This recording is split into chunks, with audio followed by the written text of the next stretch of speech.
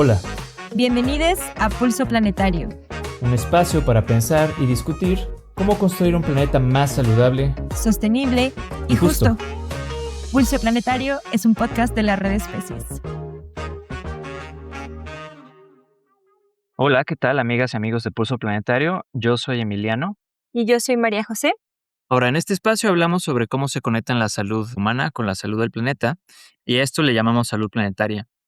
Pero a veces tenemos que detenernos y preguntarnos desde dónde estamos pensando la salud planetaria, cuáles son nuestras formas de conocer y de imaginar el mundo que van implícitas.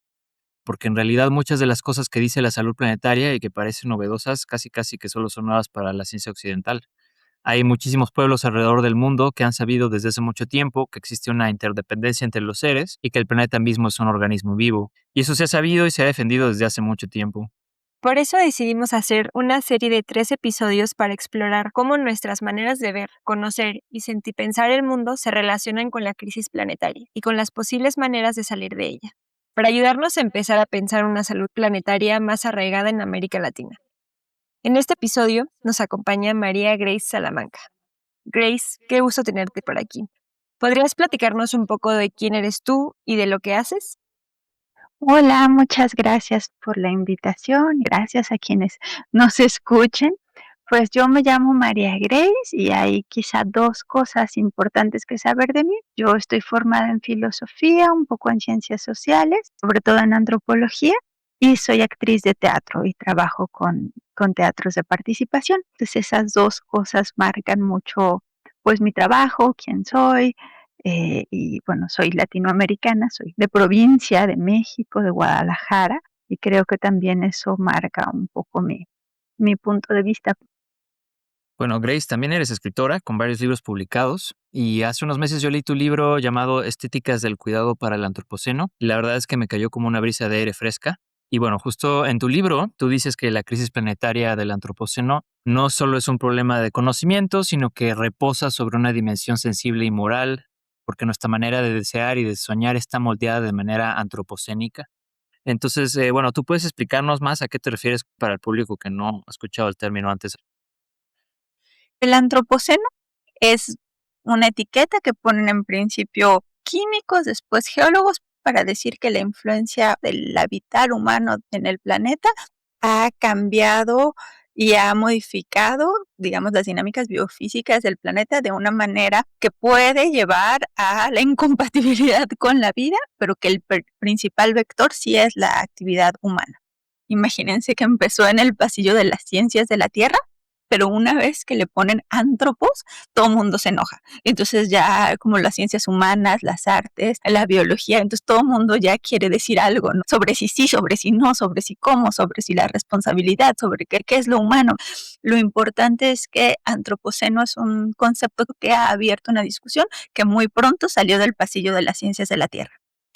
Y a mí, claramente desde la filosofía y desde la ética, me parece que no es un problema de conocimientos, por muchas razones.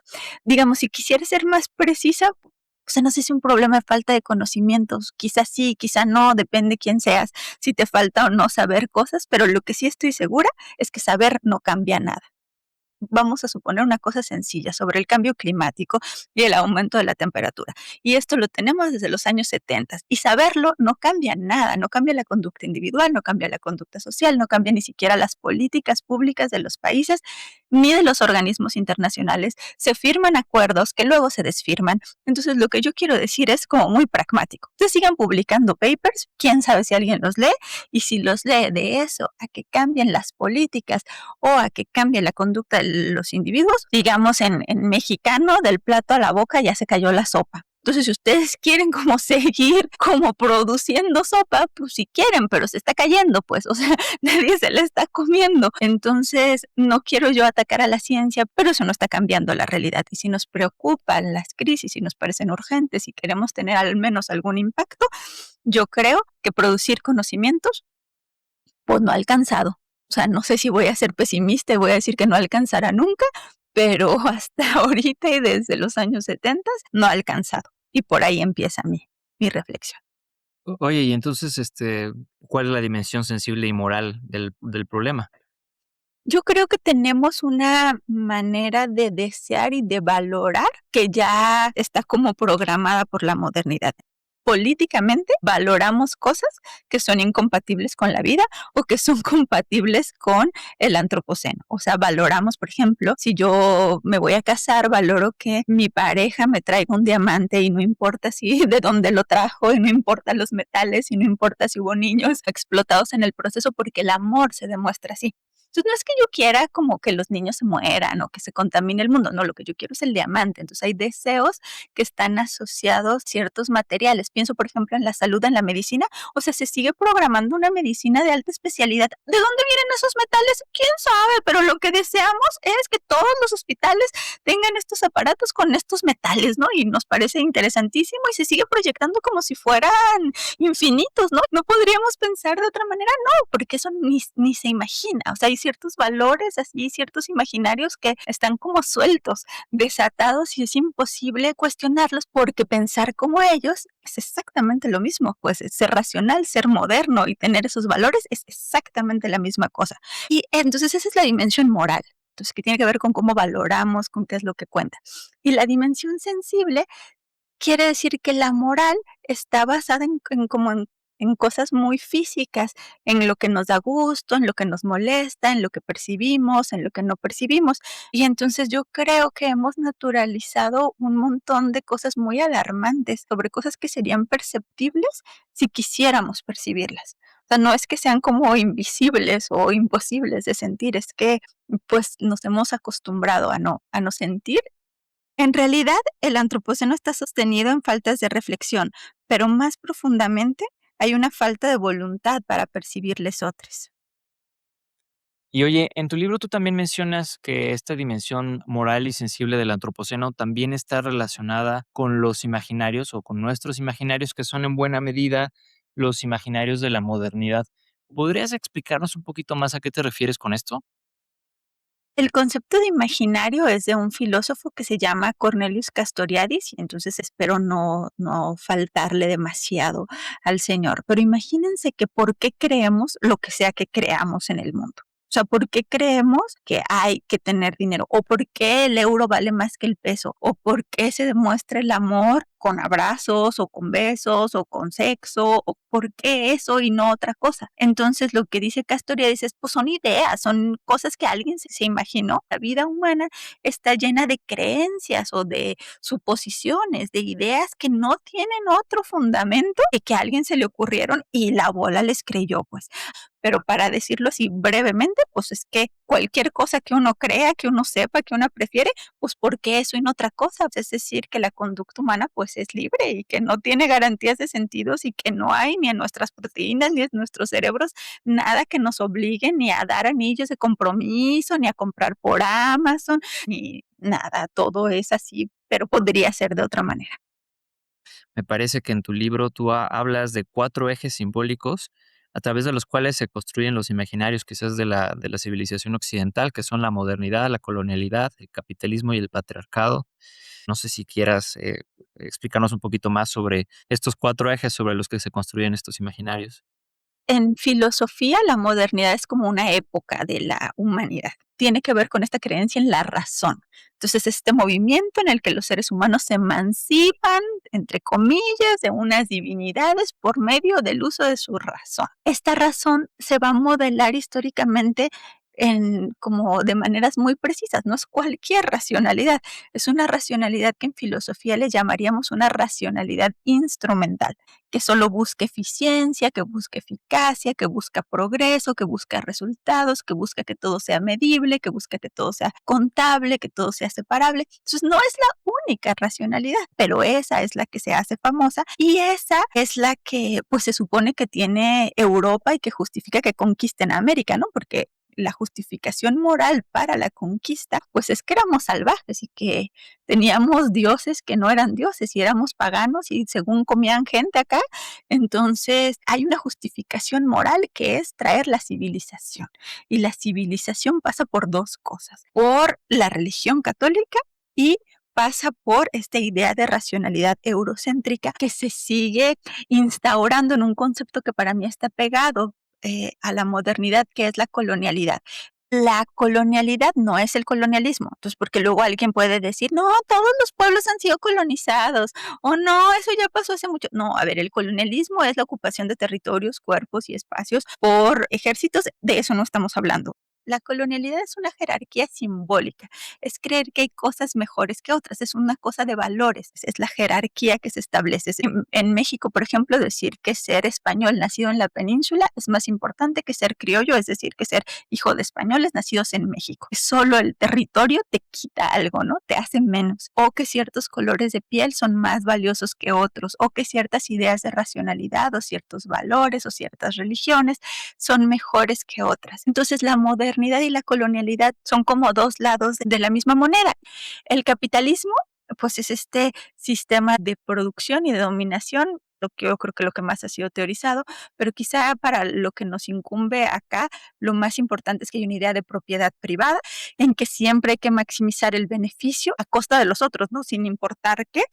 Pero además otra cosa que es importante para la ética es que hay una transitividad de los valores. Entonces esto quiere decir que todo es pagable y que todo se puede solucionar con la lógica capitalista. Por ejemplo, que si tú contaminas, pues solo pagas tu deuda ambiental porque el dinero es la garantía moral, ¿no? O con tu huella de carbono, la calculas, la pagas y ya listo, ¿no? Entonces como que se hacen sumas y restas en la geofísica del planeta o en las relaciones. Y el patriarcado es creer que hay una dualidad sexogenérica y que todo lo que sea interpretado como masculino es mejor, que todo lo que sea feminizado pues es inferior y eso tiene un montón de cosas. Quizá para este tema lo que más importa es que con lo masculino se asocia un deseo de dominación en el que la dominación incluso da placer. Creo que en tu libro también hablas de la colonialidad del ser, la colonialidad del saber y la colonialidad del poder. Creo que entiendo la colonialidad del ser como una jerarquización de personas por quiénes son, de dónde vienen. Y me interesa conocer tu perspectiva respecto a la colonialidad del saber y teniendo en cuenta que nosotros trabajamos el tema de la salud planetaria, que es un concepto que viene desde el norte global también. ¿De qué nos serviría una mirada decolonial o desde el sur? ¿Qué nos permitiría ver que de otro modo no podríamos? La colonialidad del saber tiene que ver con que hay ciertos lugares en los que se produce teoría y otros en los que no se produce. Y de repente parecería que eso solo pasa en Europa, ¿no? Que Europa dice América Latina no puede producir teoría. Y a mí una de las partes de la herida colonial que más me ha dolido es que en México me digan que tengo que repetir autores europeos, ¿no? Y que se la pasen en congresos de ecología o de sostenibilidad o de filosofía más todavía, o en eventos académicos citando teóricos del norte. Entonces, esta idea de que América Latina es un caso de estudio, pero no es un lugar de producción de teoría. Y no es un lugar de producción de conocimientos. Nosotros les vamos a dar datos a los de los límites planetarios para que ellos los procesen porque ellos sí pueden interpretarlos. Nosotros somos como técnicos así haciendo las tareas de bajo nivel intelectual, ¿no? Tiene como estos dos lados. Tiene este lado como de que Europa sí puede, pero también tiene este lado de que nosotros no podemos y yo ya no estoy tan segura de quién la está reproduciendo más, si ellos o nosotros. ¿Qué podemos lograr con una visión que cuestiona la colonialidad del saber? Los teóricos decoloniales usan una metáfora que a mí me gusta mucho, que es lo que podemos hacer es remover el guiso. O sea, esta cosa ya se está quemando, se están repitiendo y refriteando las mismas cosas, ya sabemos todos estos cuentos. Entonces, lo menos que podemos lograr es alguna especie de frescura o alguna especie de nueva combinación, un nuevo sabor, porque para nosotras, desde la teoría más latinoamericana, siguiendo la pedagogía del oprimido, nuestro objetivo no sería tomar el lugar del opresor. Mi apuesta no es convertir la teoría del sur en la nueva teoría dominante y en el nuevo norte, ¿no? Entonces, solo como invertir la polaridad del asunto. Para mí se trata más bien de una apuesta por la diversidad. Pero lo que sí necesitamos es que un montón de gente se atreva a hacer muchas cosas nuevas y que no se haga lo mismo, porque, y entonces aquí viene otra parte que a mí me parece muy importante, depende quiénes seamos. Yo no tengo ninguna esperanza en que la modernidad colonialidad que creó los problemas que hoy determinamos como ambientales o antropocénicos o el desbordamiento de los límites planetarios vaya a resolver los problemas que ella creó. sea, yo no creo que la racionalidad instrumental tenga la capacidad de responderlo, pero alguien me puede decir, bueno, no tengo pruebas para decir que no ha podido y no sé si la historia cuente como prueba, ¿no? O a lo mejor es más profundo, a lo mejor habría que hacer un análisis ético, a lo mejor no es que no haya podido, es que no le importa, a lo mejor se podrían resolver las crisis si alguien quisiera, pero tal vez nadie quiere. Y entonces en filosofía pues habría que decirlo como claramente, ¿no? O sea, lo menos que podemos decir así, hablando entre nosotros, pues es que no nos vamos a mentir, pues. Quizá no sé si se quiere, no sé si se puede, pero en todo caso, si hay una voluntad para resolver algunas de las crisis, para tratar de no ser parte del problema, si tenemos algún reconocimiento de la urgencia, hay como dos caminos. O creemos que la tecnología, que más ciencia, que el progreso, que la modernidad instrumental puede sacarnos de ahí con más tecnología, con un nuevo cambio, con un nuevo paradigma, con unas pequeñas reformitas, o creemos que no. Entonces yo estoy del lado que dice que no. Y entonces si no, entonces ¿cómo sí o qué hacemos? Entonces yo en esa propuesta, como soy modesta y soy una chica, digo, no, a ver, no sé qué hacemos, hagamos todo. O sea, hagamos todo lo que se nos ocurra y entre ellas están las opciones que yo practico, pero no creo, y esto lo he aprendido de la teoría decolonial, no creo que todo mundo tenga que seguir mis opciones porque por supuesto que yo estoy consciente que yo podría estar equivocada, pues. O sea, quizá la salida va por otro lado. Entonces, pues por ahí iría. Grace, también en tu libro tú comentas que la modernidad entonces es un proyecto histórico que tiene sus propios imaginarios y sus supuestos que en parte nos han traído hasta donde estamos, pero tú planteas que también hay otros imaginarios, hay otras cosmovisiones, hay otros proyectos históricos posibles. ¿Cuáles son estos otros proyectos y estos otros imaginarios que existen o que son posibles que tú alcanzas a ver? Y bueno, también en tu libro tú comentas que tú y ustedes han creado espacios de diálogo entre los que son estudiosos, digamos, del antropoceno, pero también con pueblos originarios. Y te quería preguntar por qué esto es importante y qué han aprendido de estos espacios de diálogo. Hay ciertas creencias imaginarias que dan forma a lo que ahora determinamos como antropoceno. Entonces, hay dos que me gustaría mencionar hoy, que es que hay un imaginario de ilimitación en todo lo que hacemos. O sea, ser limitado o pensar o soñar limitadamente está mal, claramente. Pero ¿por qué no?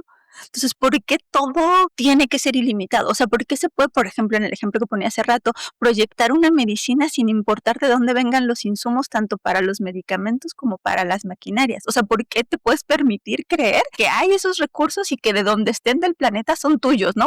Y hay otra cosa que es que en este sistema cualquier deseo se interpreta como una necesidad. Entonces, si yo quiero unos zapatos nuevos, yo necesito unos zapatos nuevos. Y filosóficamente, interpretar deseo como necesidad es un problemón, sobre todo en un planeta con recursos limitados. No solo es que se interpreta cualquier deseo como una necesidad, es más fuerte en un sistema capitalista porque se interpreta que cualquier deseo es una necesidad que debe ser satisfecha y que justifica una producción ilimitada. Entonces, como la gente puede querer ropa, entonces Shane y Sara y todos pueden estar produciendo ilimitadamente, porque ni modo que no tengas mentalidad emprendedora, ¿no? Entonces, a eso se refiere como dimensión, como imaginaria, y es muy, muy potente, y lo peor, lo que a mí me da más miedo, es que está dentro de todas nosotras.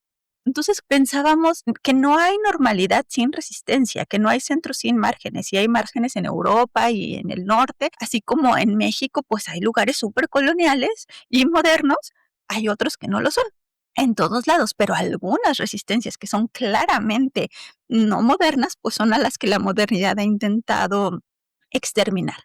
Entonces, lo que hicimos fue un seminario con pueblos, sobre todo como del sur del continente, participó el pueblo Com, el pueblo Huarpe y varias como tradiciones de pueblos guaraníes. Y entonces lo que hicimos fue pues reunirnos como unos 6 meses a imaginar cómo podrían inscribirse en esta conversación sobre cuáles son los problemas de nuestra época o cuáles son las crisis o cuáles son las posibles tanto descripciones como soluciones y lo que a ellas y a ellos les interesara desarrollar. Una de las cosas importantes es que justo esto que les decía al inicio, o sea, ¿qué es el antropoceno y cuáles son los problemas susceptibles de ser tratados bajo esta como esta categoría? O sea, a ellos no les interesaba tanto, por ejemplo, pues hablar de gráficas o de cantidades o de problemas de salud o de incidencia. Les interesaba mucho hablar, por ejemplo, de escucha, de diálogo, les interesaba mucho hablar de espiritualidad, les interesaba mucho hablar de otras maneras de relacionarse. Entonces, mi labor ahí es como una especie de traducción. Lo que hago es traducir las discusiones o los conceptos o las palabras modernas a palabras más sencillas. Lo que significaban era parte de lo que podíamos modificar y que era parte de lo que estaba justamente a discusión, que no había por qué creer que el antropoceno era la época geológica en la que el ser humano o la actividad humana era el principal vector del desequilibrio. Yo creo que a lo mejor para alguien que lo analiza desde la academia en América Latina, no sé qué depende del área, quizá qué tan fácil o difícil sea, pero para ellos en estos diálogos y en estos procesos que hemos tenido como ya de varios años, y es así como el inicio de la charla, es que las crisis actuales, todas sociales, ecológicas, las que ustedes quieran, son consecuencia directa de procesos imperiales, colonialistas, de robo, de saqueo, pero además que implican tratos instrumentales entre los seres, no solo los seres humanos, pero también con los seres humanos. Entonces, que hay algo en esto de tratar a las cosas y a las personas como mercancías, ¿no? Como intercambiables que está en el corazón y como una metáfora que a mí me queda como muy, muy fuerte y muy clara de su posición, es que para ellos estas crisis son el equivalente al suicidio planetario. Digamos, una imagen que quizá podría decir es que nos estamos suicidando. Qué fuerte. Y considerando esto, también quisiéramos aterrizar un poco sobre la propuesta que haces desde tu trinchera y si nos pudieras contar un poco sobre qué son las estéticas y la estética del cuidado. El cuidado tiene una triple definición. Primero, es la disposición para percibir las necesidades de las otras personas, darme cuenta que a alguien le duele, que alguien está incómodo, que alguien tiene sed. Después son las acciones concretas por medio de las cuales respondemos a esa necesidad. Dar un medicamento para el dolor, dar comida, preguntarle si todo está bien. Y por último, para nosotras en las éticas del cuidado, el cuidado puede ser un valor moral. Puede ser como un horizonte de deseo en el que decimos que queremos un mundo que tenga el sentido de cuidado como cuando lo usamos como adjetivo, de ser cuidadoso o de tener cuidado. Y entonces cuando decimos una ética del cuidado, queremos un mundo más sensible, más atento, que responda y que perciba y responda a las necesidades de las otras personas. Para acabar pronto, digamos que hay ahí una vinculación entre lo que percibo y a lo que le respondo, que me parece importante en este podcast subrayar, porque muchas veces lo de las crisis es algo que percibimos, que quizá podríamos como accionar, pero que creemos que no es nuestro pedo. O sea, que es un pedo que tendría que resolver alguien más, no sé, la empresa, el gobierno, no sé, alguien más. Entonces, hay en la ética del cuidado esta reflexión sobre cómo decidimos que algo es nuestro pedo y de hecho vamos a resolverlo, ¿no? Entonces, lo que dicen las éticas del cuidado es que la dimensión sensible es muy importante para la toma de decisiones. Entonces, si la ética es la disciplina filosófica que estudia cómo decidimos, lo que dicen las éticas del cuidado es que cómo decidimos está moldeado, sino casi determinado muchas veces profundamente por cómo nos sentimos. Para decir un ejemplo claro, en el activismo, ¿no? Parece que hay que estar muy bravos. Y si a mí me da miedo, pues parece que mejor no hago nada, ¿no? Entonces, parece que la decisión no es si yo creo que tengo o no que hacer algo, pero si en mi país asesinan defensores ambientales, mejor no hago nada. No es que no tenga razones, es que me da miedo.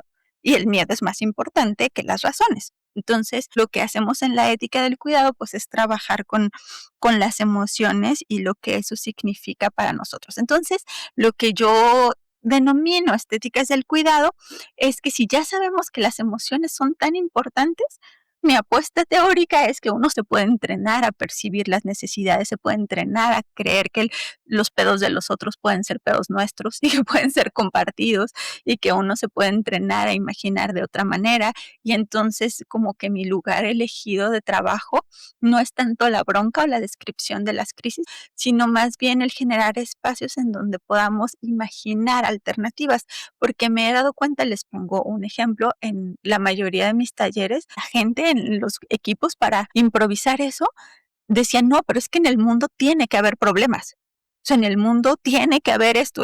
O sea, ¿cómo es el mundo? ¿Qué es lo que el mundo tiene que tener? ¿Qué es lo que hablábamos antes, ¿no? De lo imaginario.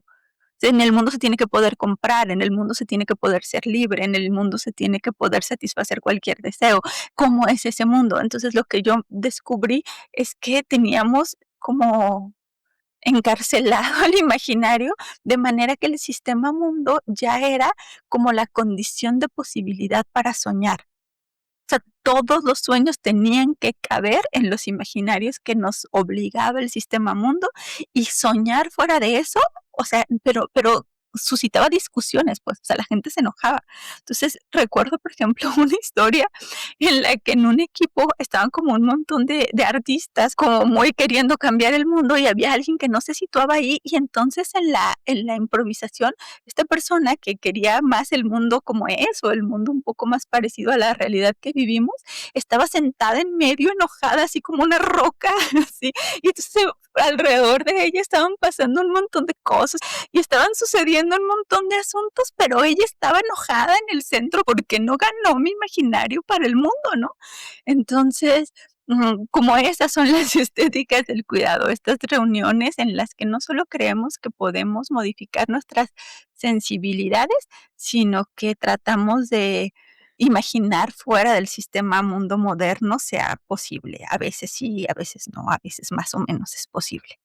En mi vida sí se pueden practicar estéticas del cuidado, sí hay, no solo las que yo practico, sino que muchas veces yo las aprendí de mi mamá, de mis tías, en mi casa, de muchas personas, pues que son patologizadas por neurodiversas, por hipersensibles, por feminizadas. Entonces hay en muchos lugares otras sensibilidades que tienen otros valores y otras prioridades que han sido subalternizadas, y que yo tengo la esperanza, pero es una hipótesis, no es la única alternativa. Yo tengo la hipótesis de que quizá nos puedan llevar hacia otros proyectos históricos, o al menos proyectos históricos que me interesen más vivir, porque yo, como una mujer neurodiversa, o sea, un mundo de bronca, de competencia, de ver quién es el más chido, todo ruidoso y todo competitivo, o sea, pues a la neta, pues no me dan tantas ganas de vivirlo, o sea, entonces quizá en el fondo las estéticas del cuidado es también esta apuesta completamente insensata de que un mundo que me parezca vivible tiene que ser posible. O al menos yo tengo que intentar poder vivir un mundo que me interese. Y bueno, para terminar, Grace, en medio de este panorama de crisis planetaria por todos lados, ¿dónde ves hoy semillas reales de estas estéticas? ¿Y qué proyectos o formas de vida te dan esperanzas a ti? A veces en las niñeces veo como pistas de que hay otros mundos mejores que podríamos vivir. Normalmente en la gente neurodiversa veo pistas de que hay otros mundos posibles cerca, y ya están ahí más o menos viviéndose. Son así, espero que no me funen las feministas, pero a veces, yo sé que es muy incómodo, pero a veces en mi mamá y en algunos amores maternos y en algunos gestos de poner atención a la otra y de atender a sus necesidades, con todo lo problemático que es, y lo sufro y lo vivo y lo entiendo, y aún así pasa, y aún así a veces hay ahí como una voluntad no patriarcal y una voluntad donde el cuidado, porque el cuidado es muy fácil, a todo el mundo le gusta la ética del cuidado cuando estás hablando de que te cuiden a ti. A nadie le gusta la ética del cuidado cuando tiene que ver con cuidar a otros. Cuidado. En la retórica a todo mundo le gusta. En la práctica, poner el cuerpo para cuidar a otros es muy difícil. Porque yo, eso. O sea, el cuidado hacia una siempre es fácil. Pero bueno, entonces en estos gestos a veces de que otras personas cuidan de otros sin esperar necesariamente reciprocidad, está chido. Pero entonces en mi ética del cuidado a mí me gusta más cuando sea recíproco. O sea, está chido el desinterés, pero es insostenible y lleva a la explotación. Entonces a mí me gusta más. Entonces hay que precisar estos gestos maternales cuando hay reciprocidad, ¿no? O por ejemplo, a mí así, mi estrategia preferida para hacer frente a los otros mundos es la risa. A mí me encanta cuando uno puede burlarse y reírse y pasársela bien. En las artes, con las artistas resuena un montón. Entonces hay un montón de artistas que hacen cosas muy preciosas. Tenemos todavía la relación de madres artistas, y entonces cuando se mezcla la preocupación por los otros con la creatividad, el deseo de no ser tampoco esclava, surgen cosas preciosas. Entonces ahí hay cosas como muy interesantes para pensar. Mi trabajo con pueblos originarios es muy interesante, es muy bonito y da esperanzas, no solo de que hay otros mundos posibles, de que los ha habido siempre, de que hay una existencia ancestral, y que esto no es un parito que estamos pidiendo, pues, y que no es así como tan chiquito, ¿no? Entonces eso puede ser muy, muy inspirador. Grace, muchas gracias por acompañarnos hoy. Y antes de que se vayan, tenemos un anuncio para ustedes. Invitamos a Grace y a su esposo a organizar un taller con nosotros para explorar la crisis planetaria a través del teatro. Y estaría buenísimo que nos acompañaran. El taller va a ser el 13 de junio a las 11 de la mañana en Ciudad Universitaria, en Ciudad de México. Consulta la información completa y el registro en los comentarios de este episodio. Nos vemos el sábado 13. Muchas gracias por escucharnos. Esto es todo por hoy. Pulso Planetario está dirigido, escrito y editado por María José Rivero, David Guerrero y Emiliano Hersch. Para cualquier comentario, duda o sugerencia respecto al podcast o sobre las actividades de la red de especies, no duden en contactarnos en especiesmx@gmail.com. Especies con S. Que tengan una bonita tarde.